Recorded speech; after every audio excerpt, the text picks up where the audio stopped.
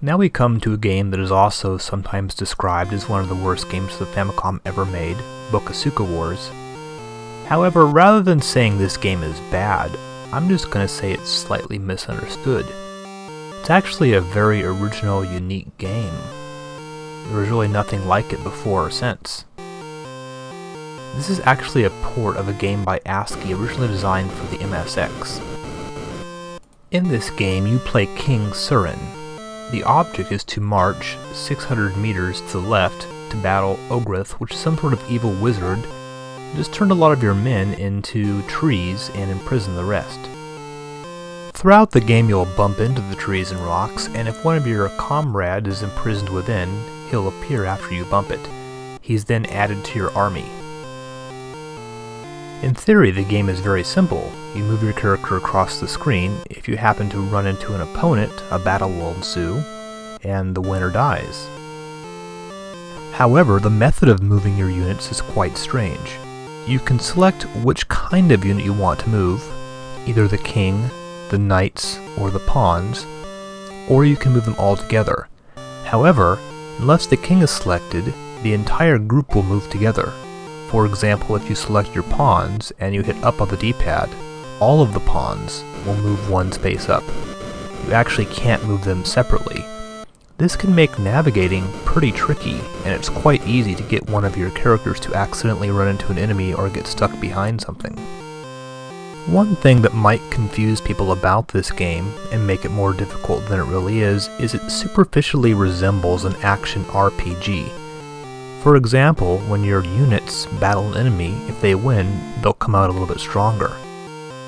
Therefore, you might think that you should battle as many enemies as you can and get your units stronger and stronger. However, this is definitely not a good idea. You can only level up your units so far. I believe that winning 3 battles with the knights, for example, will level him up to a gold knight, and then he doesn't get any stronger. Once a unit dies, there's no way of reviving them. You of course always pick up more units throughout the game. For example, here we found some that were being held in prison.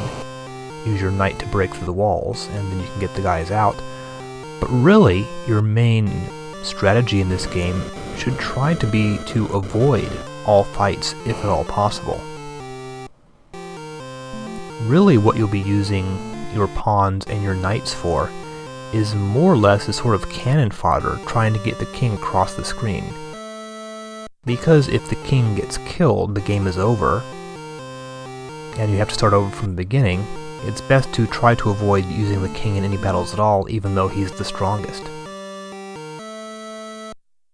Here we've just uncovered some sort of magician surrounded by some sort of ghost. If you kill the magician first, the ghost will disappear. You actually have to walk your king past the magician in order to get him to the walls to disappear. Now there certainly are a lot of spots where you actually cannot avoid battles at all. For example, right here you basically face a solid wall of enemy golden knights, and in order to get through them you're going to have to do some battles. Here as you can see I am having to use my king to do some fighting, but really this needs to be kept at an absolute minimum. More than anything else, this is basically a strategy game.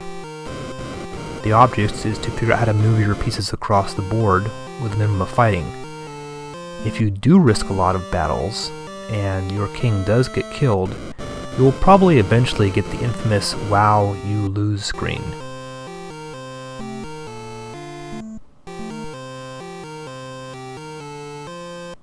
Of course, folks who rush off into battle with their king, figuring he's the strongest unit, will probably see this screen quite a bit.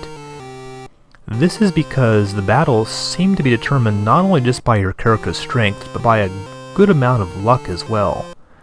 While of course luck is normally used in, RPGs, in this game there seems to be about a 1 in 4 chance that a character will lose a battle, even against a much weaker character. And here is the famous "Wow, you lose" screen.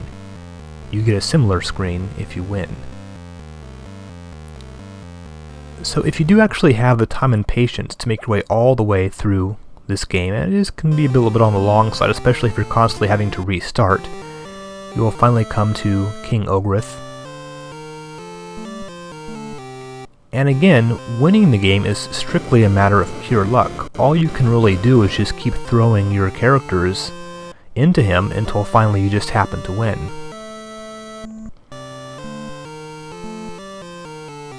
In this case, when I actually use Surin to battle Ogrith, I do win, but the odds are just as well, I could have lost as well and had to start the whole game over. So you can certainly see why this game can be extremely frustrating. The fact that you can come so far, spend so much time playing it, and basically lose the game on the roll of a die does seem rather unfair and frustrating, and really, if you play this game, you'll probably get to hate it pretty quickly, simply by the way it just keeps killing you over and over and over again, and of course once you win it starts over. So my opinion on Bokosuka Wars is not that it's a terrible game, but rather it is a difficult, unfair, frustrating game, but also a game that's rather unusual, relatively well designed, and rather unique. So it's definitely worth trying, though I certainly can't say that everyone will actually have the patience to finish it.